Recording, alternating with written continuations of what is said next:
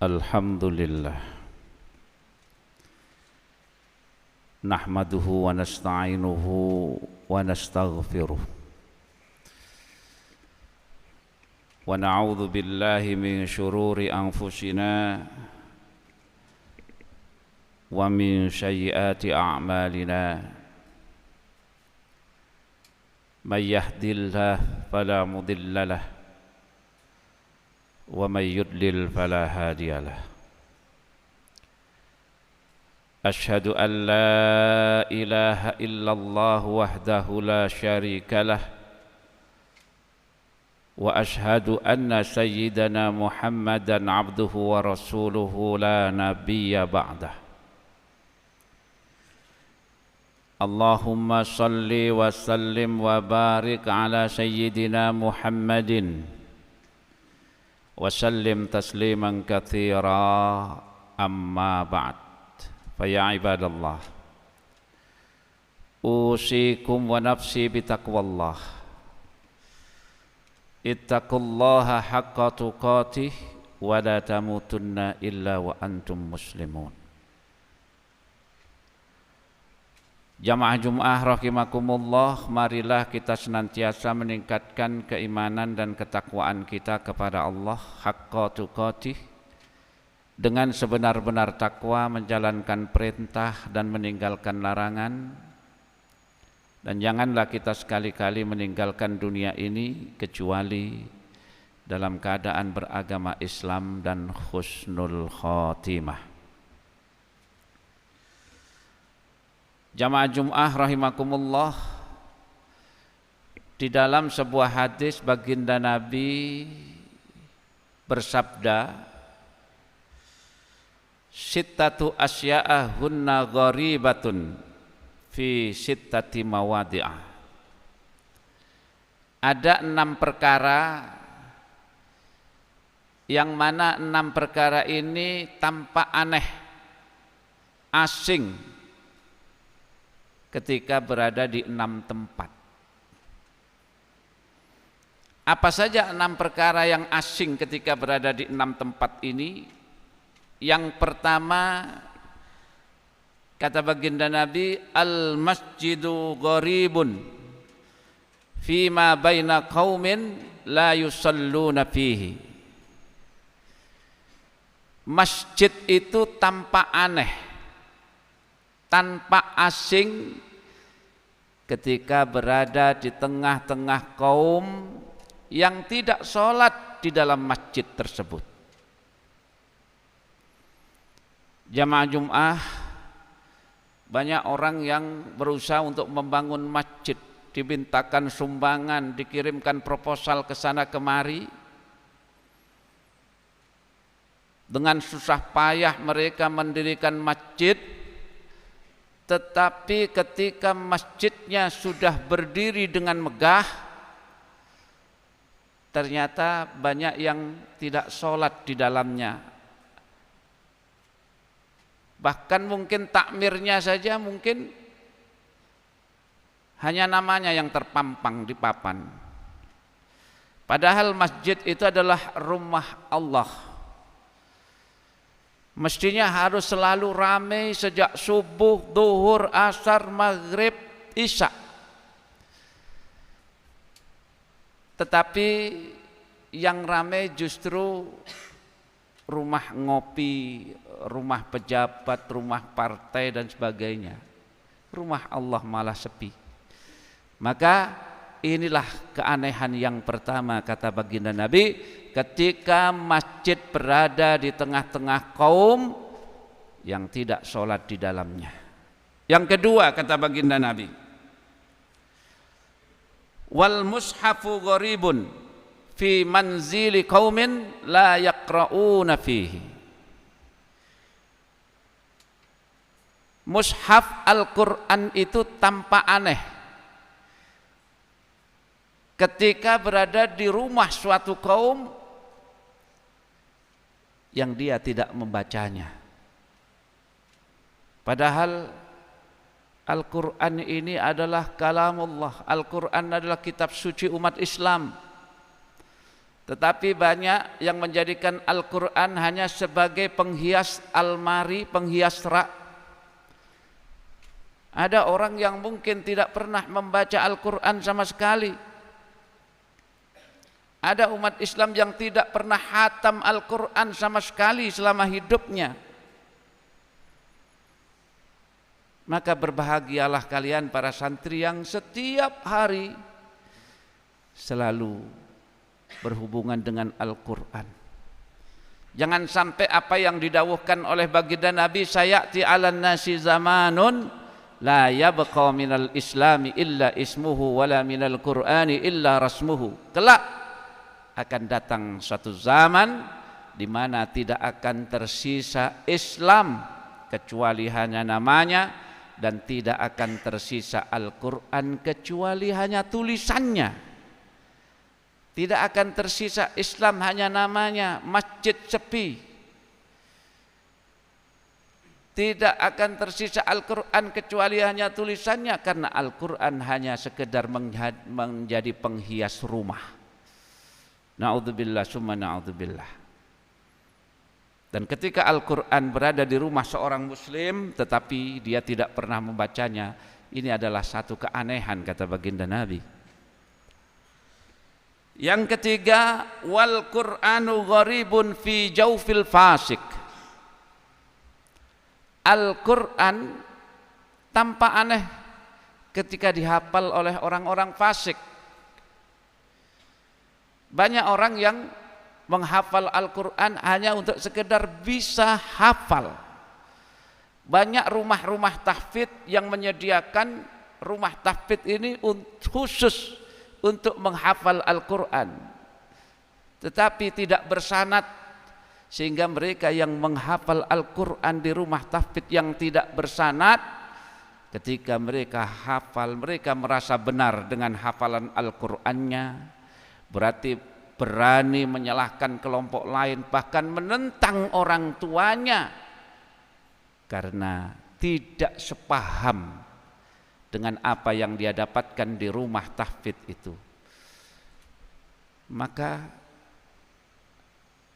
ini tampak aneh. Orang yang hafal Al-Quran mestinya dia punya kesantunan, punya adab, menjadi orang yang soleh, menghormati orang lain. Tetapi justru setelah menghafal dan hafal Al-Quran, maka justru dia salah-salahkan orang lain karena merasa benar. Dan ini tampak aneh. Kemudian yang keempat, kata baginda Nabi, warrajulul muslimus salihu gharibun fi baiti imra'atin radiyatin sayyi'atil khuluqi. Seorang laki-laki yang muslim, yang soleh, itu tampak aneh ketika berada di rumah seorang wanita yang hina, wanita yang buruk akhlaknya. Artinya laki-laki yang soleh ini, suami yang soleh ini dikuasai, di bawah kekuasaan seorang wanita yang buruk akhlaknya. Mestinya laki-laki yang soleh itu harus beristrikan yang sekufu, sama-sama solehnya. Sehingga banyak akhirnya laki-laki yang soleh karena berada di bawah kekuasaan wanita yang tidak soleh, akhirnya kesolehannya menjadi hilang, karena dia tentu lebih menuruti istrinya yang tidak soleh tadi. Na'udzubillah summa na'udzubillah. Dan ini adalah tampak aneh. Yang berikutnya sebaliknya, wal mar'atul muslimatus salihatu gharibatun fi baiti rajulin zalimin sayyi'il khuluqi. Seorang wanita muslimah yang solihah itu juga tampak aneh ketika berada di rumah seorang laki-laki yang zalim, yang buruk akhlaknya. Mestinya laki-laki itu harus menjadi imam yang baik bagi istrinya, mengarahkan, mendekatkan dirinya kepada Allah. tetapi justru wanita yang soleh ini di bawah kekuasaan seorang laki-laki yang zalim, yang bukan mengajak untuk taqarrub ilallah, tetapi justru menjauhkan wanita itu dari Allah. Ini tampak aneh. Dan yang terakhir, yang keenam, wal alimu gharibun baina qaumin la yasta'mi'una ilaihi. Orang alim itu tampak aneh ketika berada di tengah-tengah kaum yang tidak mau mendengarkan orang alim tersebut. Hadirin jamaah Jum'ah rahimakumullah, seorang alim tentu seharusnya dia menjadi panutan, dan mestinya orang awam itu harus berusaha untuk selalu mengikuti petuah-petuah orang alim yang mendapatkan petunjuk.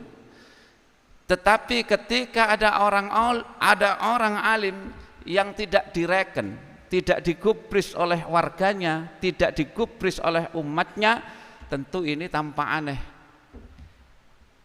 Mengapa demikian? Apakah orang alim tersebut hilang kealimannya atau terpengaruh oleh dunia atau apapun? Tapi yang jelas orang alim akan kelihatan aneh ketika tidak direken oleh umatnya.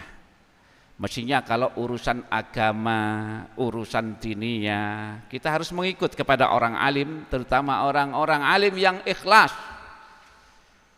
yang tidak hubbud dunya, yang tidak berharap imbalan, yang tidak mempunyai pamrih.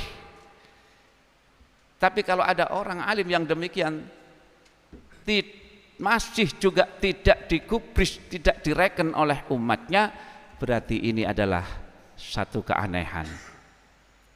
Jamaah Jum'ah rahimakumullah, maka kita berharap agar keanehan-keanehan yang disebutkan oleh baginda Nabi tidak terjadi di tengah-tengah kita.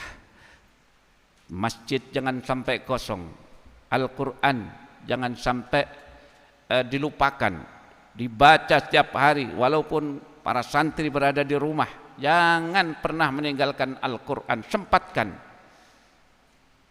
Jangan sampai membaca Al-Quran hanya di waktu luang, karena Anda tidak akan punya waktu luang. Tapi luangkan waktu untuk membaca Al-Quran. Dan keanehan-keanehan yang lain semoga dihindarkan dari diri kita oleh Allah Subhanahu wa taala. Demikian khutbah singkat ini, semoga bermanfaat khususnya bagi diri saya dan umumnya bagi para jamaah semuanya. In ahsanal kalam kalamullahil malikil manan wa biqouli atadil muqtadun. Man amila shalihan fali nafsihi faman asa'a fa 'alaiha wa ma rabbuka bidhallamin lil 'abid. Barakallahu li wa lakum minal Qur'anil 'azim wa nafa'ani wa iyyakum bima fihi minal ayati wa dzikril hakim wa taqabbala minni wa minkum tilawata innahu was-sami'ul 'alim. Astaghfiruh innahu huwal ghafurur rahim.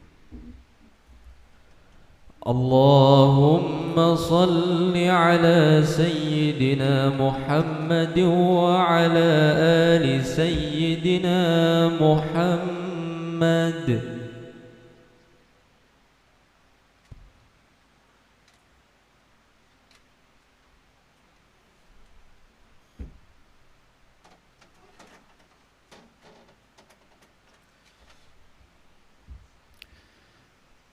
Alhamdulillahi hamdan katsiran kama amar. Asyhadu an la ilaha illallah wahdahu la syarika lahu irghaman liman jahada bihi wa kafaru. Wa asyhadu anna sayyidana Muhammadan abduhu wa rasuluhu sayyidul khalaiqi wal bashar. Allahumma salli wa sallim wa barik ala sayyidina Muhammadin wa sallim tasliman katsira. Amma ba'd, fa ya ibadallah, usikum wa nafsi bitaqwallah faqad fazal muttaqun.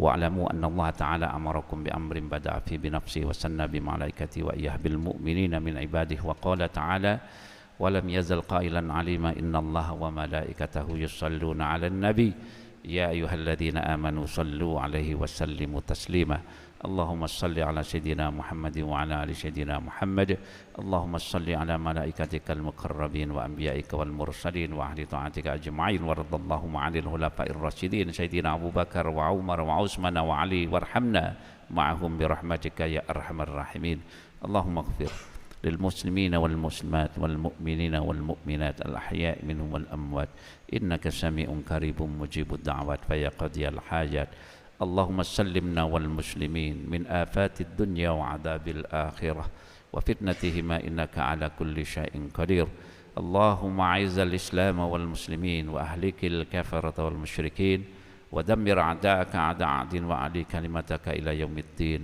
ربنا آتنا في الدنيا حسنة وفي الآخرة حسنة وقنا عذاب النار عباد الله إن الله يأمر بالعدل والإحسان وإيتاء ذي القربى وينهى عن الفحشاء والمنكر والبغي يعظكم لعلكم تذكرون واذكروا الله العظيم يذكركم واسألوه من فضله يؤتكم ولذكر الله أكبر